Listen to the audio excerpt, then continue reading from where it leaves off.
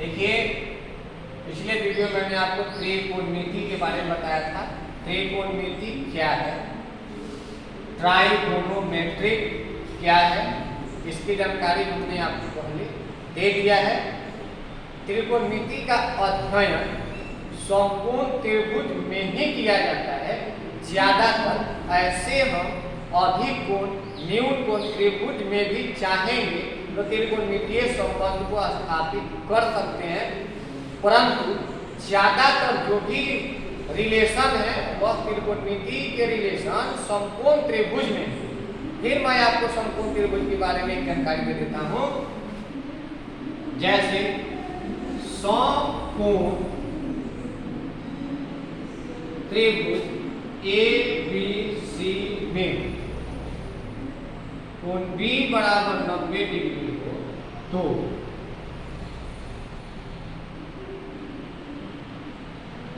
A B C हमारा कोण B समकोण, तो समकोण त्रिभुज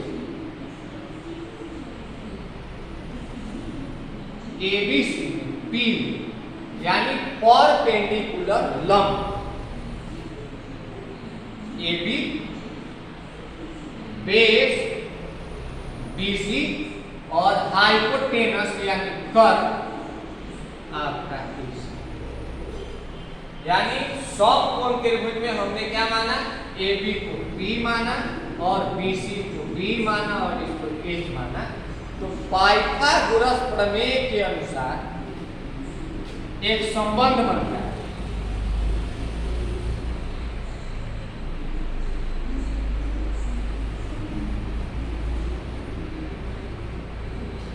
क्या बनता है, h² बराबर p² प्लस b²।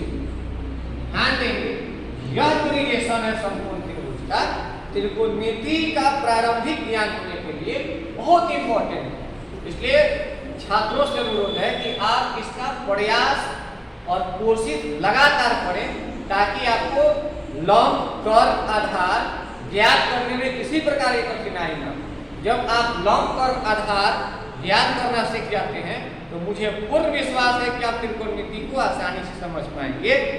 पिछले बार भी हमने आपको यह बता दिया है कि इनका क्या संबंध है, लेकिन हमने आपको ये संबंध पुनः इसलिए याद करवा दिया कि त्रिकोणमिति का जो भी सूत्र आधारित है वह सिर्फ और सिर्फ समकोण त्रिभुज में ही मिलता है। हिपार्कस महोदय ने त्रिकोणमितीय संबंधों को सबसे पहले समकोण त्रिभुज में स्थापित किया था। समकोण त्रिभुज या किसी त्रिभुज की जब बात करते हैं तो किसी त्रिभुज में 3 भुजाएं और 3 कोण होते हैं, लेकिन त्रिकोणमिति के अध्ययन के लिए समकोण त्रिभुज का हम सबसे पहले अध्ययन करते हैं। तो हिपार्कस महाराज ने क्या किया, समकोण त्रिभुज में भुजाओं और कोणों के बीच एक संबंध स्थापित किया, जिसे उन्होंने सबसे पहले त्रिकोणमितीय अनुपात कहा। यानी त्रिकोणमितीय अनुपात क्या है, मैं आपको बता देना चाहता हूं कि त्रिकोणमितीय अनुपात क्या है। तो त्रिभुज की 3 भुजाएं और 3 कोणों के मध्य जो संबंध स्थापित किए जाते हैं उसे हम त्रिकोणमितीय अनुपात कहते हैं। ये हिपार्कस महोदय ने सबसे पहले वर्णन किया था और इन त्रिकोणमितीय अनुपात का नाम उन्होंने अपने हिसाब से साइन, कोसाइन, टेंजेंट, कोसेकेंट, कोटजेंट और नाम दिया जिन्हें T/C भी सूचित किया जाता है। त्रिकोणमिति के अध्ययन में हम न्यून कोण के बारे में चर्चा करते हैं और न्यून कोण के सापेक्ष हम लंब, कर्व, आधार की जानकारी आपको फिर देंगे, क्योंकि मैंने पिछले वीडियो में समकोण त्रिभुज के आधार पर आपको लंब, कर्व, आधार की जानकारी दिया था। लेकिन इस बार आपको त्रिकोणमिति का अध्ययन करना है।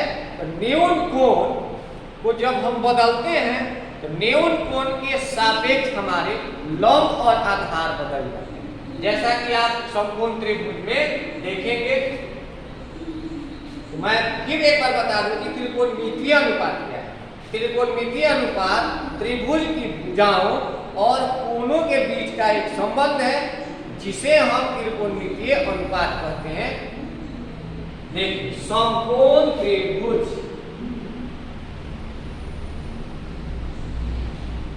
ABC में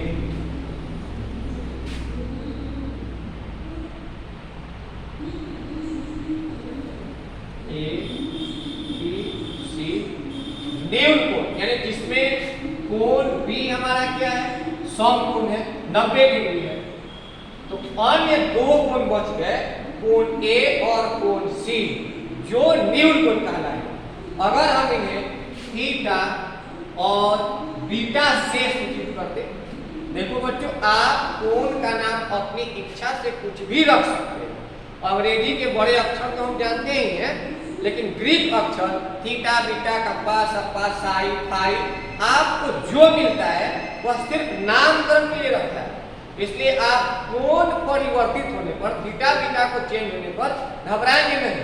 जो रूल थीटा के लिए लगेगा वही रूल बीटा, अल्फा, कप्पा, सप्पा, मतलब नाम बदलने से आदमी का वैल्यू नहीं बदल जाता है। जो रहता है वही रहता है। नाम हम किसी प्रकार का रख सकते हैं, तो नामकरण से आपको किसी प्रकार की चर्चा नहीं होनी चाहिए। त्रिकोणमितीय अनुपात क्या है? देखिए, समकोण त्रिभुज में आपको मैं बताता हूं।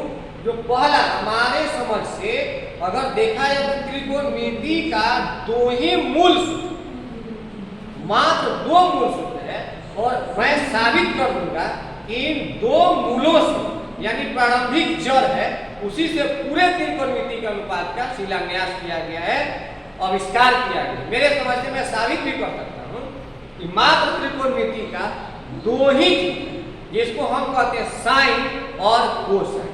देखिए, साइन और थीटा के बीच, यानी समकोण त्रिभुज में न्यून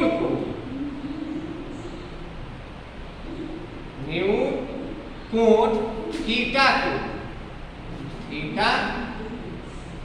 के लिए हम चर्चा करें तो जिस कोण की बात करें उस कोण के सामने की भुजा, यानी समूह भुजा। अब इस त्रिभुज में हम किसकी बात कर रहे हैं? न्यून कोण थीटा। तो न्यून कोण थीटा के लिए हमारा लंब क्या होगा? लंब मतलब P, परपेंडिकुलर। तो थीटा के जस्ट सामने, बच्चों ध्यान दो, थीटा के एकदम सामने, यानी थीटा के एकदम सामने क्या है हमारा? भुजा AB।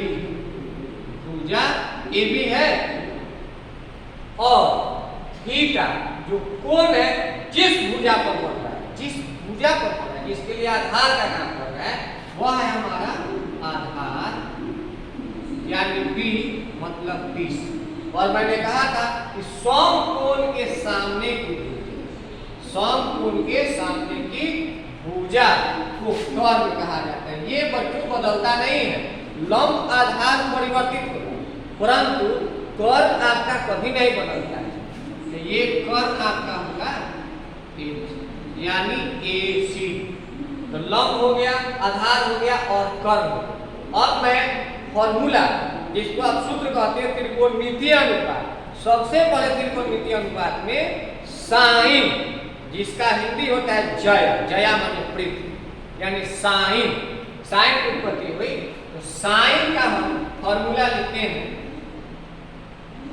साइन थीटा, यानी इनकी सम्मुख भुजा और कर्ण का अनुपात, यानी जिस कोण की बात करते हो उस कोण की सम्मुख भुजा और कर्ण के अनुपात को हमने कहा साइन थीटा। यानी थीटा की बात हो गई, तो सामने क्या है? AB, और इसके समकोण के सामने क्या है? कर्ण आपका AC।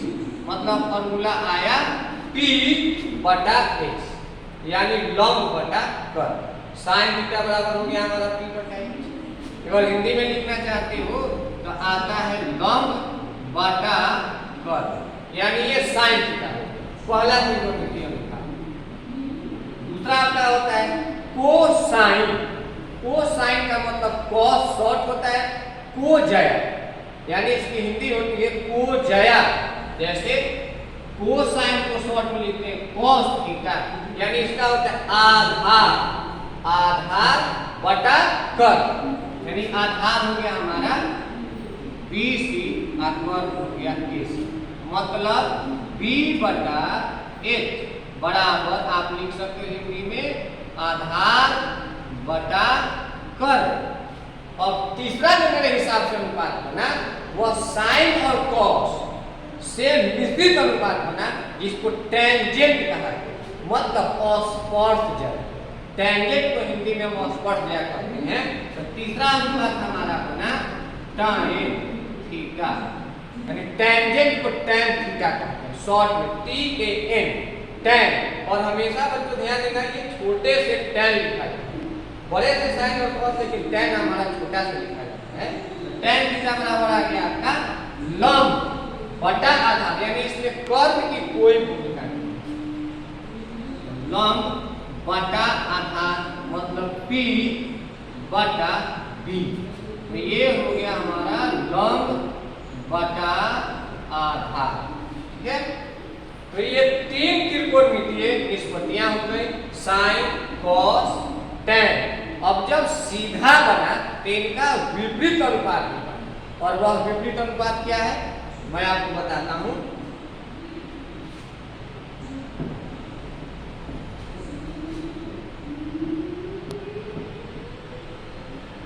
देखिए साइन के व्युत्क्रम, साइन के व्युत्क्रम को कोसेकेंट का, यानी भुजा के आधार पर, जिसको आप बोलते हो कॉसेक, यानी कॉसेक थीटा जस्ट किसका अपोजिट, किसका, साइन का। भुजाओं के बीच में जो संबंध होता है वह साइन का अपोजिट कॉसेक, यानी फॉर्मूला हमारा हो गया कर्व बटा आधार, यानी एक बटा कर्व बटा लंब, यानी एक बटा आपका P होता है, और कॉस का जो होता है अपोजिट वह सेकेंड होता है, जिसको शॉर्ट में हम लोग लिखते हैं सेक थीटा, यानी इसका होता है कर्व बटा आधार, इसका होता है कर्व बटा आधार मतलब एक बटा B, और टेंजेंट का अपोजिट हो गया कोटेंजेंट, यानी कॉट। कॉट थीटा का क्या हो गया हमारा आधार बटा लंब, यानी बेस अपॉन परपेंडिकुलर, बेस के लिए B आ गया, परपेंडिकुलर के लिए B आ गया। तो ये हमारे 6 निष्पत्तियां, यानी त्रिकोणमिति में 6 निष्पत्तियां जो भुजाओं और कोणों से बनती हैं, और इनका ज्ञान हमें अति आवश्यक होता है। जब मैं sine cos tan cosec sec cot का फॉर्मूला जान जाता हूं तो आसानी से हमें भुजाओं के आधार पर कोणों के संदर्भ में उनका अनुपात लिखने आ जाता है। जब अनुपात लिखने हमें आ जाता है तो समझो कि हमें त्रिकोणमिति सीखने आ गया।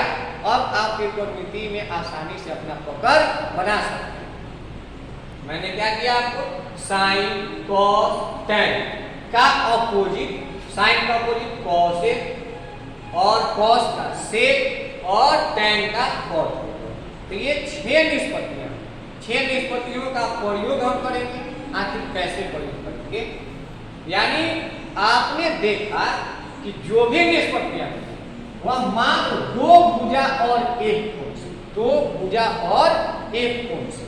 तो एक छोटा सा प्रश्न हम लोग देखेंगे यहाँ की इन फॉर्मूला का यूज हम कैसे करते हैं, प्रयोग हम कैसे करते हैं।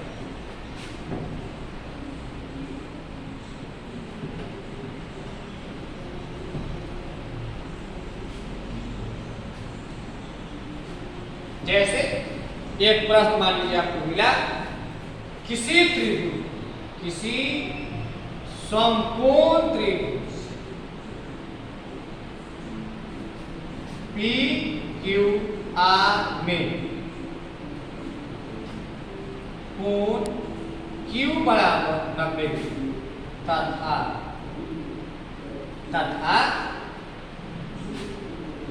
P Q बराबर आपको मिल गया 6 इकाई या सेंटीमीटर, आप कुछ भी मात्रक ले सकते हैं, ये मायने नहीं रखता। क्यू आर बराबर 8 सेंटीमीटर एंड पी आर बराबर 10 सेंटीमीटर, तो त्रिकोणमितीय अनुपात तो निम्नलिखित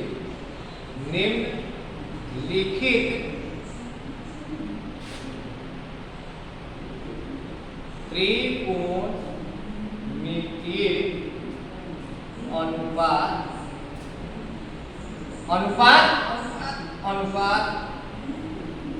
ज्ञात करें। हम क्या करेंगे, पहले समकोण त्रिभुज बनाएंगे। बहुत आसान है, एक प्रश्न अगर आप चाहेंगे तो बहुत प्रश्नों का जवाब दे सकते हैं।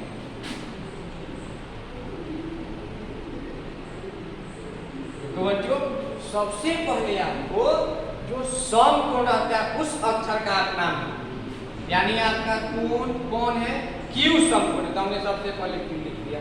अब आप स्वतंत्र हैं, जहां मन करेगा वहां पी और आर आप लिख सकते हैं, लेकिन पी क्यू और आर। अब भुजा की लंबाई पी क्यू बराबर कितना है, 6 से, ध्यान लिख लीजिए 6 सेंटीमीटर। क्यू आर बराबर कितना है, 8 सेंटीमीटर। पी आर बराबर 10 सेंटीमीटर। हमने समकोण त्रिभुज की भुजाओं को लिख दिया, लेकिन अब किस अनुपात को ज्ञात करना है। मान लीजिए कोई ना कोई तो अनुपात देगा। सपोज दैट यहां लिखा होगा साइन आर कॉस आर तथा tan पी ज्ञात, यानी हमें किसको किसको ज्ञात करना है, साइन आर कॉस आर तथा tan पी, तीन त्रिकोणमितीय निष्पत्तियां ज्ञात। तो अब हमें अलग अलग दो कोण मिल गए, एक आर मिला है और एक बी मिला है। तो समकोण त्रिभुज में हम कोण के संदर्भ में पहले लंब कर आधार को जाने, तो निम्न कोण यानी समकोण त्रिभुज पी क्यू आर में आप दो बार करना, क्या करना है, न्यून कोण आर और एक साइड में लिखिएगा न्यून कोण पी के, हो गया। यानी एक तरफ हमने क्या लिखा, कोण आर के लिए और कोण पी के लिए, क्या, लंब कर आधार। अगर आपने लंब कर आधार लिखना सीख लिया कोण के संदर्भ में, तो समझो कि आपको त्रिकोणमिति का ज्ञान आ गया। यानी आपने अब सीखना शुरू कर दिया है, थोड़ा सा क्या करना है, स्पीड को बढ़ा देना।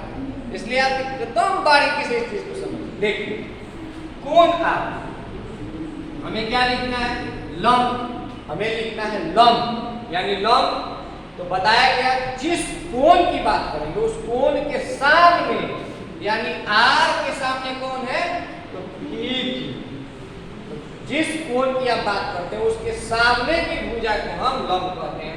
तो लंब बराबर क्या होगा, पी क्यू बराबर पी, बराबर कितना है आपका 6 सेंटीमीटर।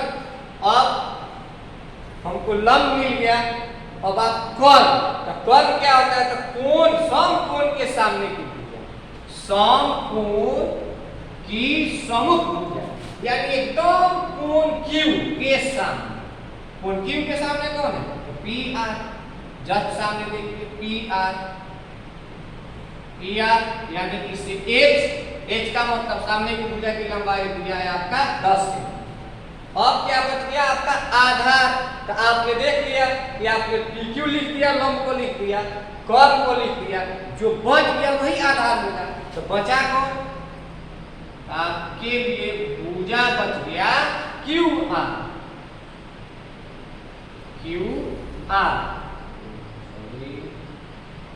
QR, तो QR का मान कितना है, यानी B बराबर 8 सेंटीमीटर। तो हमने अभी न्यून कोण R के लिए क्या किया, लंब कर्व आधार लिख दिया। तो जब हमें साइन R का मान, कुछ पूछ रहा है साइन आर, साइन आर और कॉस आर, मतलब यह न्यून कोण आर में। तो न्यून कोण आर के लिए आप क्या करेंगे, अब इस हिस्से में साइन आर, साइन आर का सूत्र है P बटा H, P बटा H मतलब लंब बटा कर। तो देखिए इसके लिए लंब कितना है, P बराबर 6, तो यहाँ लिखेंगे 6 और कर यानी H बराबर कितना है 10, तो यहाँ लिख लेंगे 6 बटा 10। और बच्चों जब इसे सरल करना हो यानी इसे हम चाहेंगे तो काट कर यानी सरलतम रूप में लिखेंगे, तो आपको पता है आ गया हमारा साइन आर का मान 3 बटा 5। जस्ट लाइक और किसी न्यून कोण के लिए कॉस आर को जाना, तो कॉस आर बराबर आपने क्या पढ़ा b बटा h, b बटा h हो गया। तो b का मान कितना है इसमें, देख लीजिए b का मान इसमें है 8 यानी 8 और कर का मान कितना है 10, फिर इसको हम कम कर लेंगे यानी हमारा मान आ गया साइन आर का 3 बटा 5, कॉस आर का 4 बटा 5। तो आप आसानी से पहले न्यून कोण के लिए लंब कर्ण आधार लिखना सीखेंगे, यहाँ के लंब कर्ण आधार कैसे लिखा जाएगा। अब न्यून कोण P की बात करते हैं, यानी यह न्यून, अब इसके सामने आपको लिखना है तो लंब, लंब का मतलब P बराबर, देखिए लंब का मतलब P है यानी इस कोण के जस्ट सामने, इस कोण की बात आप कर रहे हो तो इसके जस्ट सामने कौन है QR बराबर, QR का मान कितना दिया 8 से हो गया। अब हमने कहा था कि कर्व, तो समकोण त्रिभुज में कर्व नहीं बदलता है, जब बदलता है तो लंब आधार फिर कन्वर्ट होता है, कर्व जेव का तेव होता है। तो कर्व आपका आ गया H यानी कौन PR, PR यानी यहाँ P है PR का मतलब 10 सेंटीमीटर। अब मैंने फिर कहा था कि जब लंब हो गया कौन हो गया तो बच गया कौन PQ, तो इसके लिए हमारा आधार क्या हो गया, आधार हो गया PQ बराबर 6 सेंटीमीटर। अब आप दोनों में तुलना कर लीजिए, देखिए यहाँ लंब 6 था तो यहाँ आधार 6। तो जब न्यून कोण हमारा कन्वर्ट होता है, बदलता है, तो लंब आधार में बदल जाता है और आधार लंब में बदल जाता है। देखिए यहाँ लंब 6 है, आधार 6 है, यहाँ आधार 8 है तो यहाँ लंब 8 है। इतना ही अंतर होता है न्यून कोण के बदलने से। अब आपने यहाँ भी पढ़ लिया PHP लंब कर्ण आधार, तो इसमें किसका मान पूछा tan P का। तो ध्यान देंगे इतना कि आप न्यून कोण P के लिए बात कर रहे हैं, तो tan P बराबर आपको फॉर्मूला बताया गया लंब बटा आधार, मतलब P बटा B। तो P का मान इसमें से रखेंगे ना कि आप इसमें से रख देंगे, आप P की बात कर रहे हैं तो लंब का कितना है आपका 8 यानी हो गया हमारा 8। अब B यानी P में से देखेंगे B का मान कितना है 6, तो यह हो गया 6 यानी इसको फिर हम सॉल्व कर सकते हैं, तो आ गया हमारा मान 4 बटा 3। यानी हम सबसे पहले जाने कि समकोण त्रिभुज में भुजा दिया रहे तीनों भुजा, तो हम त्रिकोणमितीय अनुपात कैसे लिखें। ठीक है, आई बात समझ में। आप इसका अध्ययन करेंगे और इसी प्रकार से घर पर अन्य प्रश्न को लिखकर बनाने का प्रयास करेंगे। ऐसा प्रश्न किसी भी बुक में हो तो आप बना सकते हैं।